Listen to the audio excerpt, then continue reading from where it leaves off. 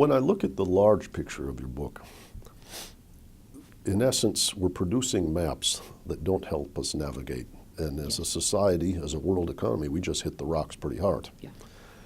But there seems to be, of course, say the equivalent of economies of scale from using this method of assessment. Mm-hmm. It's still very attractive to large concentrated firms. Mm-hmm. And yet our regulatory reforms have left this conceptual terrain untouched in large part. Absolutely. And in fact, our regulatory reforms have pushed us even further in that direction. So there's less likelihood after these reforms that we will have financial institutions that are either manageable or examinable,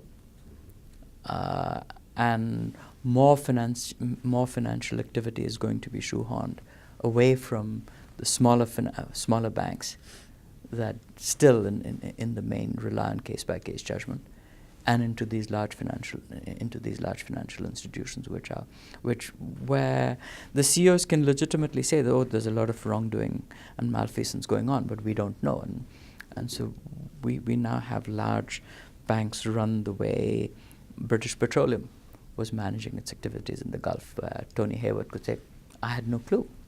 What? The question is, should he have had a clue, right, and what are the side effects for yes, society? And can the CEO of a JP Morgan possibly have a clue about whether there's robo-signing going on or not? Can the CEO of a JP Morgan actually know what the risk of a $80 trillion derivatives portfolio is? And if the CEO can't have a clue, how can JP Morgan's regulators have a clue? And therefore we need to look at this right from the ground up. And it's not enough to say, in theory, these things could produce value. We have to ask, in a world which thankfully, people sort of think of the dynamism of the world as sort of a destabilizing factor, something undesirable. But in fact, in the real economy, the fact that it's dynamic and unpredictable is a good thing.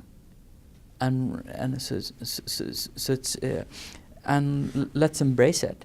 But then if we embrace the unpredictability and dynamism of the real economy, then we need a finance and economics theory and regulatory structure. And financial institutions, that enhance that process. Rather than expose us to yes, huge error exactly, in the event that occurs. Yeah.